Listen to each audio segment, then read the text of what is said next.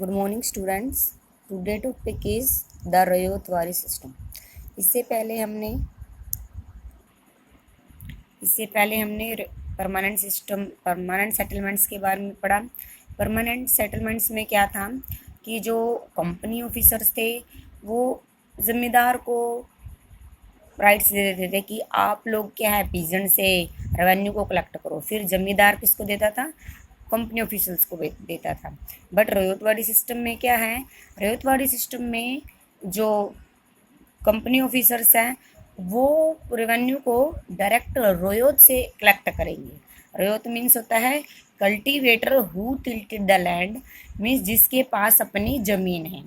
Means पहले उसके दादा के पास थी, उसके दादा के दादा के पास थी, उसके दादा के दादा के पास थी।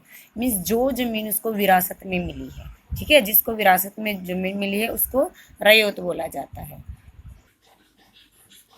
रयोतवारी system was introduced by Captain Alexander Read in some of the areas taken over by the company after the wars with Tipu Sultan. जो रयोतवारी सिस्टम है वो किसने इंट्रोड्यूस्ड किया है? कैप्टन अलेक्जेंडर ने इंट्रोड्यूस्ड किया है। कहाँ पे किया है? किस एरिया पे किया है? पहले साउथ का जो पार्ट था वो टीपू सुल्तान के अंडर था। वहाँ पे एक कंपनी ऑफिसर्स ने टीपू सुल्तान की जो टेरिटरी है उन पे एनेक्स कर लिया है, कब्जा कर लिया है, उसको मार दिया है। ठीक है, अब जो साउथ का एरिया है वो किसके अंडर आ चुका है? कंपनी ऑफिशियल्स के अंदर आ चुका है, कंपनी के अंडर आ चुका है। तो अलेक्जेंडर रीड ने क्या किया? Taken over by the company after the wars with Tipu Sultan. Tipu Sultan के वॉर के बाद, उसके युद्ध के बाद क्या कर लिया? वहाँ पे अपना कब्जा कर लिया और वहाँ पे कौन सा सिस्टम शुरू किया? रयोतवारी सिस्टम शुरू किया। Thomas Munro later developed this system and extend it all over south area. Thomas Munro ने बाद में क्या किया? रयोतवारी सिस्टम को डेवलप किया, एक्सटेंड किया। ठीक है, इस जो अलेक्जेंडर रीड है इसने तो साउथ के कुछ हिस्सों पे, कुछ पार्ट पे सिर्फ रयोतवारी सिस्टम को एक्सटेंड किया था। बट मुनरो ने क्या किया? ऑल ओवर साउथ इंडिया, पूरे साउथ इंडिया पे कौन सा सिस्टम शुरू कर दिया? रयोतवारी सिस्टम शुरू कर दिया। अब इस सिस्टम के अंदर क्या था? रयोतवारी सिस्टम क्या है या मुनरो सिस्टम क्या है? रयोतवारी सिस्टम को मुनरो सिस्टम भी बोला जाता है। Under this system the settlement was made directly with the cultivators और ryots who has tilted the land for generation. Ryotwari system के अंदर जो है, जो सेटलमेंट्स की जाती है, जो रेवेन्यू कलेक्ट किया जाता है, वो किसके साथ रेवेन्यू कलेक्ट किया जाता है? किससे रेवेन्यू कलेक्ट किया जाता है? कल्टीवेटर से रेवेन्यू कलेक्ट किया जाता है, जिसके पास अपनी क्या होती है? लैंड फॉर जनरेशन, जनरेशन से उसके पास अपनी ज़मीन होती है और उसको क्या बोला जाता है? रयोत्स भी बोला जाता है। There was no intermediary for collecting the revenue. अब रेवेन्यू को कलेक्ट करने का कोई भी मध्यस्थ नहीं है, कोई भी बिचौलिया नहीं है। जैसे परमानेंट सेटल सिस्टम में पहले तो कंपनी ऑफिसर्स के से कंपनी ऑफिसर्स को रेवेन्यू कौन देता था? जमींदार देते थे। और जमींदार किससे रेवेन्यू कलेक्ट करता था? पीजेंट से रेवेन्यू कलेक्ट करता था। तो जमींदार क्या है? एक इंटरमीडिएट की तरह काम करता था, एक मध्यस्थ की तरह काम करता था। बट रयोतवारी सिस्टम में ऐसे कोई मध्यस्थ नहीं है। Their fields had to be carefully and separately surveyed before the revenue assessment was made. उन्होंने क्या किया? कंपनी ऑफिसर्स ने पहले तो क्या किया? Had to be carefully and separately surveyed, जगह जगह पे जाके केयरफुली तरीके से इंस्पेक्शंस किया। ठीक है, कि कौन सी ज़मीन से कितना रेवेन्यू लेना है। ये किस पे डिपेंड करता था? लैंड की फर्टिलिटी पे डिपेंड करता था। Munro thought that the British should act as paternal father figures protecting the royals under their charge. कि मुनरो था, वो सोचता था कि जो ब्रिटिश लोग हैं उनको एक पैटर्नल फादर की तरह काम करना चाहिए रयोतवारी सिस्टम के अंदर। The revenue was fixed according to the crop grown and the quality of soil. Revenue क्या है? किसके अकॉर्डिंग लिया जाता है? रेवेन्यू किसके अकॉर्डिंग लिया जाना चाहिए? क्रॉप ग्रोन के अकॉर्डिंग लिया जाना चाहिए कि क्रॉप की ग्रोथ कैसी होती है। ज़्यादा ग्रोथ होती है तो ज़्यादा रेवेन्यू ले लेते हैं, कम ग्रोथ होती है तो कम रेवेन्यू ले लेते हैं। और सोइल की क्वालिटी पे डिपेंड करता है। मान लो वहाँ की डेजर्टी सोइल है तो रेवेन्यू थोड़ा कम ले लेंगे, और सोइल क्या है, फर्टिलिटी है, फर्टाइल है सोइल, तो ज़्यादा रेवेन्यू ले लिया जाएगा। The revenue amount was revised after 20-30 year based on the fertility of the soil, but revenue को फिक्स्ड नहीं किया गया है परमानेंटली। रेवेन्यू को रिवाइज्ड किया जाता है आफ्टर 20 या 30 ईयर्स के बेस पे, कि फर्टिलिटी के अकॉर्डिंग। अब जाए ऐसी बात है, अब रेवेन्यू को रिवाइज्ड किया गया है, उसको कम थोड़ा नहीं किया जाएगा, उसको बढ़ाया ही जाएगा। जो रोयतवारी सिस्टम है, इस सिस्टम के अंडर क्या आता है कि रोयतवारी सिस्टम में जो रेवेन्यू कलेक्ट किया जाता है वो कल्टीवेटर से किया जाता है, रयोत से किया जाता है, इसलिए सिस्टम को बोला जाता है रयोत सिस्टम। ठीक है, अब इस सिस्टम की मेरिट्स क्या हैं। Since the settlement was the actual cultivator, they were not the murky of the जमींदार। जो सेटलमेंट है अब वो डायरेक्ट किससे ली जाता है, डायरेक्ट किससे कलेक्ट किया जाता है, रेवेन्यू कल्टीवेटर से कलेक्ट किया जाता है। अब क्या है, जमींदार को, जमींदार की दया की आवश्यकता नहीं है कल्टीवेटर को। ठीक है, it gave more security to the cultivator, cultivator को क्या ज़्यादा से ज़्यादा सिक्योरिटी दी गई है। The revenue was not fixed and the company could increase it at regular intervals. Revenue को फिक्स्ड नहीं किया गया, जैसे परमानेंट सेटल सिस्टम में रेवेन्यू को फिक्स्ड किया गया था, रोयत सिस्टम में रेवेन्यू को फिक्स्ड नहीं किया गया, इसको रिवाइज करते रहते हैं आफ्टर 20 या 30 ईयर्स में। अब ये तो मेरिट्स थी, अब डी मेरिट्स क्या है रोयतवारी सिस्टम की। It benefited the government instead of cultivator, कि रेतवारी सिस्टम से कल्टीवेटर की बजाय किसको ज़्यादा बेनिफिट हुआ, गवर्नमेंट को ज़्यादा बेनिफिट हुआ। The revenue demand were too high, unable to pay the demands, the ryot field from the countryside and village become deserted in many regions. जो रेवेन्यू की डिमांड थी, जो रेवेन्यू कलेक्ट करते थे, ठीक है, रेवेन्यू क्या था, एकदम हाई रेट थे उसके, जिससे क्या कल्टीवेटर क्या है, अनेबल थे, वो पे नहीं कर सकते थे उनकी डिमांड को, वो अनेबल थे।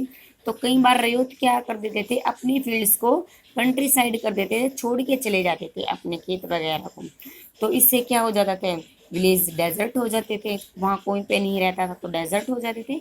इन मैनी रीजन्स, अनेक रीज़न डिपेंड करते हैं इस पर कि जो डिमांड है वो हाई रखी है, लैंड लॉर्ड्स के कर्जे के नीचे दब गए हैं, इसलिए वो छोड़ के चले गए हैं। ठीक है, in case of floods and famine too, the peasants had to pay the entire land revenue for which they had to take loans। कि जो रोयतवारी सिस्टम की एक क्या डिमेरिट्स है कि चाहे बाढ़ वगैरह आए या सूखा पड़ जाए या किसी भी तरह से जो पीसेंट्स की लैंड है, जो क्रॉप्स है वो खराब हो जाए, पूरी की पूरी फसल खराब हो जाए, फिर भी उसको क्या कर रहा था, लैंड रेवेन्यू पे करना था। ठीक है, वो कैसे पे करता था, वो लोन्स वगैरह उठा के उसको पे करना पड़ता था। ठीक है, नेक्स्ट है, next topic is Mahalwari system. अब महलवारी सिस्टम क्या है, रोयत सिस्टम तो क्या है, रोयत सिस्टम वो है जिनके पास अपनी लैंड फॉर जनरेशन है, ठीक है, जनरेशन से जिनके पास लैंड थी। महलवारी सिस्टम क्या है, महल in British revenue records, Mahal is a revenue state which may be village और ए ग्रुप ऑफ विलेज। कि जो ब्रिटिश ने रेवेन्यू को कलेक्ट करने का जो सिस्टम बनाया है वो महल के अकॉर्डिंग बनाया है। महल वर्ड से रिलेटेड विलेज है, या तो कोई पर्टिकुलर विलेज है या ग्रुप्स ऑफ विलेज है, या कई विलेजेस का क्या है, ग्रुप। समझ गए हो, महल को क्या इंडिकेट किया गया है, विलेज के रूप में इंडिकेट किया गया है। एक महल क्या है, equal to village. The Mahalwari system was introduced in 1822 by an Englishman called Holt Mackenzie. Holt Mackenzie ने 1882 में इसको इंट्रोड्यूस किया था, महलवारी सिस्टम को। It was started the parts of Uttar Pradesh central India. इसने इसको कहाँ से शुरू किया, यूपी से शुरू किया, उत्तर प्रदेश से शुरू किया, जो इंडिया के क्या है, सेंट्रल पार्ट में है। The north west province and parts of Punjab, जो नॉर्थ वेस्ट की प्रोविंस है और पंजाब के पार्ट में भी सिस्टम को शुरू किया गया। महलवारी सिस्टम कहाँ पे शुरू किया गया था, साउथ इंडिया में शुरू किया गया था ना, सॉरी, रोहितवारी सिस्टम साउथ इंडिया में शुरू किया गया था, बट महलवारी सिस्टम कहाँ किया गया है शुरू, नॉर्थ में शुरू किया गया है। महल मीन्स क्या होता है, महल मीन्स ए विलेज और एन स्टेट। ठीक है, महल को एक विलेज माना गया है या एक स्टेट माना गया है। Under the system collector went from village to inspect and measure the fields. इस सिस्टम के अंदर रेवेन्यू को कैसे कलेक्ट किया गया है कि जो कलेक्टर्स होते हैं, ठीक है, कलेक्टर क्या करते हैं, गांव टू गांव जाके, विलेज टू विलेज जाकर वो इंस्पेक्ट करते हैं, इंस्पेक्शंस करते हैं जो पेजेंट्स हैं उनके फील्ड का, कि उनके फील्ड किस प्रकार के हैं, डेजर्टी हैं, फर्टाइल हैं, ठीक है, वहाँ की लैंड किस प्रकार की है, वहाँ पे पानी वगैरह की सुविधा है कि नहीं सुविधा है, वो मानसून पे डिपेंड करते हैं कि वहाँ पे अच्छी वो होती है, ठीक है, अच्छे इरिगेशन सिस्टम है। They record the customs and right of different groups. The estimate revenue of each plot within a village was added to calculate the revenue that each village और महल हैड टू पे। उसी के according, उनकी customs के according, different groups के according, कि villages की situations क्या हैं उसके अकॉर्डिंग वो उन पे क्या करते थे, वो कैलकुलेट करते थे, ठीक है, कि इनसे कितना रेवेन्यू कलेक्ट करना चाहिए, कि ईच विलेज से कितना रेवेन्यू कलेक्ट करना चाहिए, ये विलेज के कंडीशंस पे डिपेंड करता था। This land was not permanent. ये डिमांड थी जो रेवेन्यू को कलेक्ट करने की, ये परमानेंट नहीं थी जैसे रोहितवारी सिस्टम में है। It was revised periodically instead of the जमींदार। यह क्या पीरियोडिकली मीन्स समय समय पर रिवाइज्ड होती रहती थी। The headman of the village was given the charge of collector the revenue and paying it to the company. Permanent system में कैसे रेवेन्यू को कलेक्ट किया जाता था, परमानेंट सिस्टम में रेवेन्यू को कलेक्ट जमींदार वगैरह करते थे, किससे करते थे, पीजेंट से करते थे। बट रोहितवारी सिस्टम में कंपनी ऑफिसर्स जो रेवेन्यू को कलेक्ट करते थे वो कल्टीवेटर से करते थे, रोयोत से करते थे। बट महलवारी सिस्टम में क्या है, महलवारी सिस्टम में तब रेवेन्यू को कलेक्ट किया जाता है तो कंपनी ऑफिसर्स जो गांव का हेडमैन होता है, ठीक है, वो कई बार जमींदार भी हो सकता था, या हेडमैन होता है मीन्स गांव का जो मुखिया होता है, गांव का जो सरपंच वगैरह होता है, जो मेन पर्सन होता है गांव का, उससे रेवेन्यू को कलेक्ट किया जाता था। फिर जो मेन पर्सन है वो किसको पे करता था, रेवेन्यू को कंपनी को पे करता था, ठीक है। Impact of revenue system on the cultivators. अब जो महलवारी सिस्टम है, इस सिस्टम का कल्टीवेटर्स पे क्या इफेक्ट पड़ा। The revenue system introduced by the British had a deep impact on the life of rural people and economic of the village। जो revenue system है ब्रिटिशों ने इंट्रोड्यूस्ड किया है, जो रूरल पीपल हैं उनके जीवन पे इनका बहुत गहरा प्रभाव पड़ा है। इकोनॉमिकली रूप से भी विलेजेस पे इसका क्या आर्थिक प्रभाव भी पड़ा है। Village lost their self sufficiency. Village गांव ने क्या अपनी गवा दी है, अपनी आत्मनिर्भरता को गवा दिया है। Land become a saleable commodity which could be mortgaged, bought, sold and accused. जो लैंड है वो सिर्फ क्या बन गई है, एक वस्तु बन गई है जिसको गिरवी रखना होता है, नीलाम करना होता है, बेचना होता है, खरीदना होता है, ठीक है। अब कुछ पॉइंट्स दे रखे हैं। फर्स्ट है एक्सप्लॉयटेशन ऑफ पीजेंट्स। सबसे पहले तो पीजेंट्स का क्या होता है, एक्सप्लॉयटेशन होता है। कैसे, they were being exploited by the zamindar, revenue collectors and money lenders. ये जो पीजेंट्स है उसका शोषण होता रहता है, उसको एक्सप्लॉयट करते रहते हैं। जो जमींदार वगैरह से एक्सप्लॉयट होते हैं, वो कलेक्टर से एक्सप्लॉयट होते हैं, मनी लेंडर से एक्सप्लॉयट होते हैं, ठीक है। उनको जो जमींदार हैं, जो इन्होंने रेवेन्यू सिस्टम चलाए हैं, जो दो तीन रेवेन्यू सिस्टम चलाए हैं, परमानेंट रेवेन्यू सिस्टम, महलवारी और रोयतवारी परमानेंट सिस्टम, इनसे जमींदार उनको एक्सप्लॉइट करते थे क्योंकि वो बहुत ज़्यादा सरप्लस अपने आप खा जाते थे। कलेक्टर क्या है, कई बार ज़्यादा से ज़्यादा उन पे रेवेन्यू इकट्ठा करते थे, और मनी लेंडर से इनको क्या करना पड़ता था, रेवेन्यू को पे करने के लिए कई बार फ्लड फेमाइन आ जाती थी तो रेवेन्यू को पे करने के लिए मनी लेंडर से ज़्यादा पैसा उठाना पड़ता था। इम्पोवरिशमेंट ऑफ रूरल डेवलपमेंट, कि जो गांव के लोग हैं वो एकदम दुर्लभ हो गए हैं, ठीक है। High rate of revenue extract from them forced them to borrow money from the money lenders, और high rate of interest once they caught in the डेब्ट trap they could never repay the money. कि इतना high level होता था revenue को collect करने का, ठीक है, वो इतने ज़्यादा रेट कर देते थे रेवेन्यू को कलेक्ट करने के, कि कई बार क्या होता था, उनको मनी लेंडर से पैसा उठाना पड़ता था इंटरेस्ट के साथ, और ये इंटरेस्ट क्या है वो पूरी लाइफ नहीं चुका पाते थे, वो डेप्ट ट्रैप में मीन्स ऋण के जाल में फंसते चले जाते थे, जिसको वो कभी पे नहीं कर सकते थे।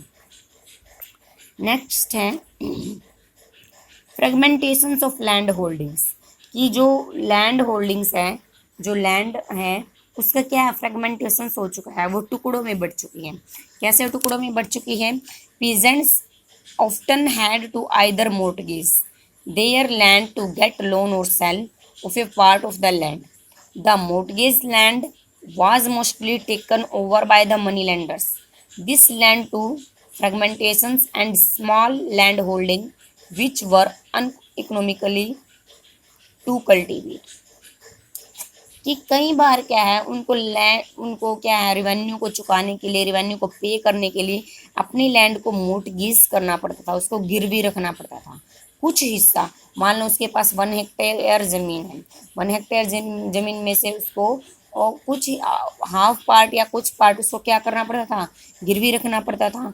और कुछ पार्ट को क्या कर लेते थे, मनी लेंडर्स अपने कब्जे में कर लेते थे। ठीक है, इसके लिए 1 हेक्टेयर में से अब कितनी ज़मीन बचेगी उसको, उसके पास फसल करने के लिए, क्रॉप करने के लिए। ठीक है, तो वो उसको कल्टीवेट करना क्या था, अनइकोनॉमिकली था, मीन्स कल्टीवेट करना ज़्यादा महंगा पड़ता था और फसल क्या है, बहुत कम होती थी। नेक्स्ट है absent landlords. The farmers often sold their land to highest bidders, who in the most case were rich traders from sites or town. कि जो कई बार किसान क्या करते थे, लैंड टू हाईएस्ट बिडर्स, जो कई केसों में जो रिच ट्रेडर्स थे, जो सिटीज़ और टाउन से आए थे, वो उनकी ज़मीन की बोलियां लगा देते थे, उनकी हाई रेट देने को तैयार होते थे। तो कई बार फार्मर्स क्या करते थे, अपनी लैंड को बेच देते थे। दीज एब्सेंस लैंड लोडर्स, अब लैंड लोड्स के पास क्या है, ज़मीन नहीं है। ठीक है, वो ज़मीन से रहित हो चुके हैं। Had no interest in the farms and hardly visited them, अब उन्होंने अपनी ज़मीन वगैरह क्या है रिच ट्रेडर्स को दे दी है। अब उनका अपनी लैंड के प्रति, फार्म्स के प्रति कोई भी इंटरेस्ट नहीं रहा है। उन्होंने कहाँ विजिट करना शुरू कर दिया, बाहर विजिट करना शुरू कर दिया। All they wanted was the profit on their investment, they exploit the farmers more than the local जमींदार, और वो क्या होते रहते थे, एक्सप्लॉइट होते रहते थे जमींदार से। फार्मर क्या, जमींदार से लगातार एक्सप्लॉइट होते रहते थे। Next topic is indifference to the welfare of farmer, कि फार्मर की वेलफेयर की तरफ कोई भी ध्यान नहीं दिया जाता था। The new class of zamindar did nothing to improve agriculture to provide irrigation facilities, कि जो जमींदार वगैरह होते थे, कंपनी ऑफिसर्स होते थे, उनको सिर्फ रेवेन्यू कलेक्ट करने से मतलब होता था। वो ये एग्रीकल्चर की कोई इम्प्रूवमेंट नहीं करते थे वो, कि ना ही उनको इरीगेशन प्रोवाइड सिस्टम करवाते थे। कि वो इरीगेशन किस पे करते हैं, वो मोस्टली किस पे डिपेंड करते थे, डिपेंड्स ऑन मानसून पे डिपेंड रहते थे। अगर मानसून अच्छी आ गई, बारिश अच्छी आ गई तो फसल अच्छी होगी, और बारिश नहीं आई तो फसल क्या उनकी बेकार हो गई। Failure of monsoon resulted in famine और hardship as there was no other sources of income, और कई बार उनको इतनी कठिनाई का सामना करना पड़ता था कि उनके पास इनकम का कोई भी सोर्स नहीं था। ठीक है, ओके।